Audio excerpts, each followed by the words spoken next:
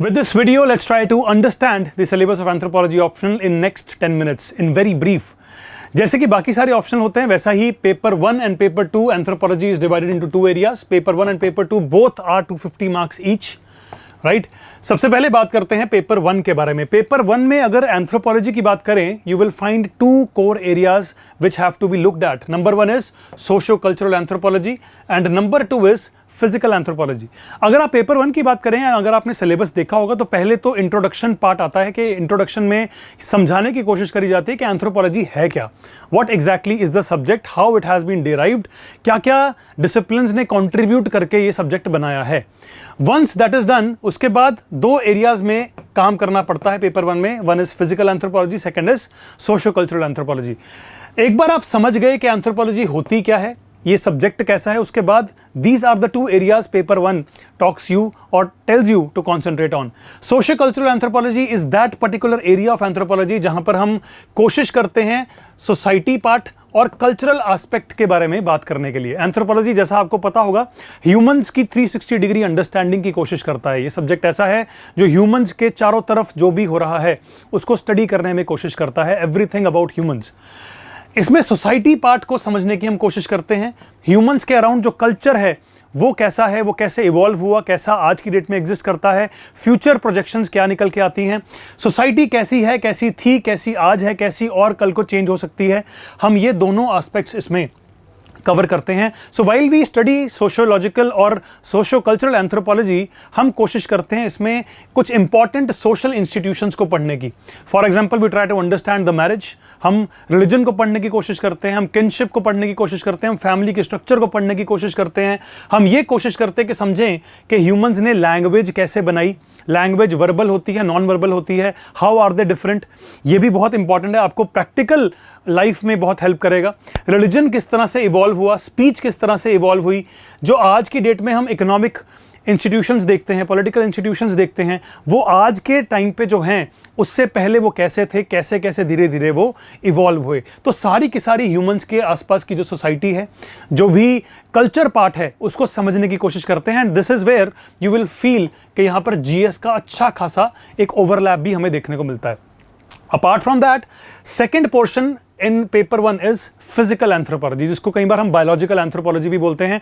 Essentially this is that part जहां पर थोड़ा सा बायोलॉजी का एंगल आता है. नाउ सबसे बड़ा एक सवाल मेरे पास बहुत बार जो आया है वो ये है कि सर हमारा बायोलॉजिकल बैकग्राउंड नहीं है, हम पेशे से डॉक्टर्स नहीं हैं, should we take anthropology, because यहां पर एक फिजिकल एंथ्रोपोलॉजी का पोर्शन है जो कि बायोलॉजी के साथ बहुत मैच करता है. तो क्या ये मुश्किल होता है? Answer is absolutely no. और ये बहुत गलत नोशन है. अगर आपके माइंड में भी इसको देख के या सोच के हल्का सा भी डाउट आ रहा है, let me tell you, physical anthropology में जितनी भी बायोलॉजी की जरूरत है उतनी biology anyways you will be reading in your GS portion also. तो जीएस का एक बहुत ब्यूटीफुल सा ओवरलैप यहां पर क्रिएट हो जाता है. आप ये समझ लीजिए, अगर आप यहां पर 90% पहुंच रहे हैं जितना हमें रिक्वायर्ड है, बस एंथ्रोपोलॉजी में उतना 100%, मतलब 10% एक्स्ट्रा एफर्ट बायोलॉजी का यहां पर हमें ऐड करना पड़ता है. और ये बहुत ही स्कोरिंग पोर्शन है. This is one of the reasons why anthropology becomes very scoring. Physical anthropology में ह्यूमन की फिजिकल बॉडी स्ट्रक्चर का फाइलोजेनेटिक स्टेटस कैसा है, क्या क्या चीजें हैं, बेसिक से शुरू करते हुए बेसिक्स ऑफ बायोलॉजी के सेल क्या है, सेल की डिवीजन कैसे होती है, क्रोमोसोम्स कैसे हैं, डीएनए क्या करता है, आरएनए क्या करता है, आरएनए और डीएनए मिलकर प्रोटीन कैसे बनाते हैं, प्रोटीन क्या करता है, जेनेटिक्स की एवोल्यूशन कैसे हुई है इंसान की, जेनेटिकल अंडरस्टैंडिंग, इनहेरिटेंस की अंडरस्टैंडिंग, ये सारी की सारी चीजें हम इसमें कवर करते हैं. और ये to be very honest with you, even I don't come from a doctorate background, even I don't come from a biology background, I am from an engineering background, but मेरे लिए भी ये बहुत ज़्यादा इंटरेस्टिंग रहा है. And this is so far I personally believe सबसे ज़्यादा स्कोरिंग पोर्शन और scoring area of anthropology. Right. इसी के अंदर हम बड़े मॉडर्न डे एप्लीकेशंस को भी डिस्कस करते हैं. जैसे फॉर एग्जांपल फोरेंसिक्स की बात करते हैं, अप्लाइड एंथ्रोपोलॉजी की भी इसमें बात करते हैं.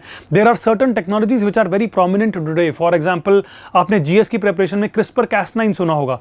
How does it really work, right. RNA, recombinant DNA technology, वो सब चीजें भी हम इसके अंदर कवर करते हैं. सो ये पूरा पोर्शन बेसिकली दोनों मेजर पोर्शन हैं जो पेपर 1 में जिसके बारे में बात होती है. राइट. पेपर 1 के अंदर एक और पोर्शन भी है थोड़ा सा जिसको आर्कियोलॉजिकल एंथ्रोपोलॉजी बोलते हैं. बट आर्कियोलॉजिकल एंथ्रोपोलॉजी को अगर समझदारी से कवर किया जाए, I don't really put it under paper 1, I don't put it entirely under even paper 2। मैं इन दोनों के कॉम्बिनेशन के ऊपर आता हूं and then I try to cover archaeological anthropology.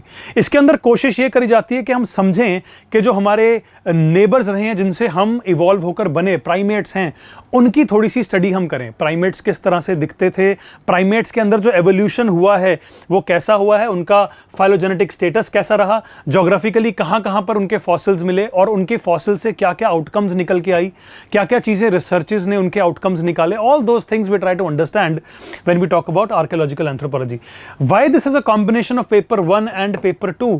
क्योंकि जब हम पेपर 1 की बात करते हैं, हम एंटायर वर्ल्ड लेवल के ऊपर समझने की कोशिश करते हैं कि फॉसिल्स कहां मिले और उनसे क्या क्या देखने को मिला। While we come to paper 2, paper 2 में directly we concentrate on India, कि इंडिया में फॉसिल्स कहां कहां मिले। फॉर एग्जांपल हम रामापिथिकस की बात करते हैं, शिवापिथिकस की बात करते हैं कि उनके फॉसिल से हमें क्या क्या आउटकम्स जो है वो देखने को मिले। सो पेपर 1 एसेंशियली एक तो है सोशियो कल्चरल एंथ्रोपोलॉजी, दूसरा है फिजिकल एंथ्रोपोलॉजी, तीसरा कुछ पोर्शन इसका हम आर्कियोलॉजिकल एंथ्रोपोलॉजी भी कवर करते हैं। Now coming to paper 2, paper 2 बिल्कुल थोड़ा सा चेंज हो जाएगा। यहां पर आपको थोड़ा सा बायोलॉजी पार्ट दिखा था, यहां पर बायोलॉजी पार्ट बिल्कुल खत्म हो जाता है। Paper 2 essentially talks about India, anthropology in India. Basically इसको अगर नाम देना हो तो इंडियन एंथ्रोपोलॉजी भी बोला जा सकता है। इसमें हम कोशिश करते हैं कि जो सोशो कल्चरल पार्ट था, जो हमने पूरा का पूरा दुनिया का पढ़ा या ओवरऑल कुछ थ्योरीज के बारे में अंडरस्टैंडिंग क्रिएट करी, थ्योरेटिकल फाउंडेशंस या कॉन्सेप्ट्स की बात करी, how do they apply to India. Then we talk about India specifically, कि इंडिया की सोसाइटी कैसे इवॉल्व हुई। जब इंडिया की सोसाइटी की बात करेंगे तो उसी के साथ इंडिया के कल्चर की भी बात करेंगे, और इंडिया के अंदर कुछ एक ऐसी चीज़ें जो बाकी दुनिया में नहीं उतनी प्रोमिनेंट, वो कैसे इवॉल्व हुई और वो किस तरह से चलती हैं। जैसे फॉर एग्जाम्पल यहाँ पर जब हम आएंगे हम कास्ट सिस्टम की बात करेंगे, यहाँ पर जब हम आएंगे तो यहाँ पर हम सोशल चेंज की बात करेंगे, यहाँ पर जब हम आएंगे तो हम ये समझने की कोशिश करेंगे कि आज की डेट में ये कंट्री ऐसी है जहाँ पर ट्राइबल लोग भी रहते हैं, जहाँ पर रेगुलर लोग भी रहते हैं, बट वो कास्ट सिस्टम को बिलीव करते हैं। तो हाउ डू दीज पीपल को एग्जिस्ट, और ट्राइब्स और कास्ट सिस्टम कैसे डायनेमिकली इंटरप्ले जो है इनका वो चलता रहता है, और इस तरह से ये किस तरह से ये एक कंट्री को रन कर रहे हैं। इसी के साथ जब हम इंडियन एंथ्रोपोलॉजी की बात करते हैं, बड़े ही इंपॉर्टेंट टॉपिक के ऊपर आते हैं। We try to study the Indian villages. बहुत कुछ एक प्रोमिनेंट एंथ्रोपोलॉजिस्ट ने बोला था कि इंडिया के अंदर जो विलेजेस हैं वो लिटिल रिपब्लिक्स हैं, मतलब वो अपने आप में सेल्फ सफिशिएंट हैं। उनके अंदर अपना ही गवर्नेंस मैकेनिज्म है, अपना ही एडमिनिस्ट्रेटिव मैकेनिज्म है, अपने ही इकोनॉमिक मैकेनिज्म उसके अंदर है, सारा कुछ है। वो अपने आप में एक कंट्री है छोटी सी, जो खुद सेल्फ गवर्निंग मॉडल पे चलती है। तो इंडियन विलेजेस कैसे हैं, इंडियन विलेजेस किस तरह से इवॉल्व हो रहे हैं, इंडियन विलेजेस को समझने की कोशिश करते हैं, जिसको कई बार हम रूरल एंथ्रोपोलॉजी भी बोल देते हैं। So we try to cover all of that in Indian anthropology which is a part of paper 2। इसी के साथ हम अप्लाइड पार्ट में ये भी समझने की कोशिश करते हैं कि इंडिया के अंदर, जैसा मैंने बताया, कुछ लोग हैं जो ट्राइबल लोग हैं, कुछ लोग हैं जो शेड्यूल्ड कास्ट हैं, कुछ हैं जो शेड्यूल्ड ट्राइब हैं। इनके अंदर से ही कुछ लोग ऐसे भी हैं जो ऐसी ट्राइब्स हैं जो पर्टिकुलरली वल्नरेबल हैं। तो ये समझने की कोशिश करते हैं अप्लाइड पोर्शन में कि ये जो लोग हैं, what are the issues that they face. जो शेड्यूल्ड ट्राइब्स हैं उनके मुद्दे कैसे हैं, उनकी प्रॉब्लम्स कैसी हैं, उनके सॉल्यूशन कैसे हो सकते हैं। जो शेड्यूल्ड ट्राइब्स हैं उनकी प्रॉब्लम्स कैसी हैं, उनके सॉल्यूशंस क्या हो सकते हैं। स्पेसिफिकली जो वल्नरेबल हैं, what are their problems, what are the issues that they are facing, और उनके सॉल्यूशंस क्या हो सकते हैं। सो ये भी जो पोर्शन है, direct overlap with your GS, right, direct overlap. तो ये सारा कुछ हम इसके अंदर कवर करने की कोशिश करते हैं, जिसको हम इंडियन एंथ्रोपोलॉजी का नाम दे देते हैं। This is part of paper 2। Paper 2 के अंदर इसी चीज को मैं अगर और थोड़ा सा डेल्व इन करूं, तो यहां पर हमने शेड्यूल्ड ट्राइब्स की बात करी थी। शेड्यूल्ड ट्राइब्स की बात इतनी डिटेल में हमें करनी पड़ेगी कि हम इसी के अंदर बेसिकली ट्राइबल एंथ्रोपोलॉजी भी पढ़ेंगे। जब आपने बात करी ट्राइबल एंथ्रोपोलॉजी की, we will have to understand what is the tribal solution or tribal situation in India. Tribal situation में we will try to understand कौन सी स्टेट है जहां पर मैक्सिमम ट्राइब्स हैं, उस स्टेट में इन ट्राइब्स के मुद्दे क्या क्या हैं, इनकी रिप्रेजेंटेशन कैसी है, पॉलिटिकल फ्रेमवर्क कैसा है, कॉन्स्टिट्यूशनल फ्रेमवर्क में इनको किस तरह से प्रोटेक्शन दी गई है, इनके लिए वेलफेयर स्कीम्स कैसी चलाई हैं, क्या वो वेलफेयर स्कीम्स वाकई में ही परफॉर्म कर पा रही हैं नहीं। All those questions we ask. उनकी एडमिनिस्ट्रेशन कैसे हो रही है, पीवीटीजीज जो हैं उनके लिए क्या क्या स्पेसिफिकली सरकार कर रही है, और क्या वो स्कीम्स जो सरकार ने चलाई हैं, are they proving to be beneficial for these PVTGs और not. All these things we try to understand. So this is a brief understanding of anthropology, right? Within 5-10 minutes we have tried to understand कि anthropology में करना क्या होता है, पढ़ना क्या होता है, किन किन चीज़ों को टच करना होता है, किन किन चीज़ों को कवर करना होता है और कैसा ये सब्जेक्ट है. Now I will also make a video in which I will try to explain everything in detail. मैं चाहूंगा कि मैं समझाऊं कि सोशो कल्चरल एंथ्रोपोलॉजी में टॉपिक बाय टॉपिक कौन कौन से टॉपिक्स हमने कवर करने होते हैं. I will make a video in which I will explain कि फिजिकल एंथ्रोपोलॉजी में क्या क्या चीज़ें बड़ी इंपॉर्टेंट हैं, प्रोमिनेंट हैं, उनके बिना पेपर नहीं लिखा जा सकता.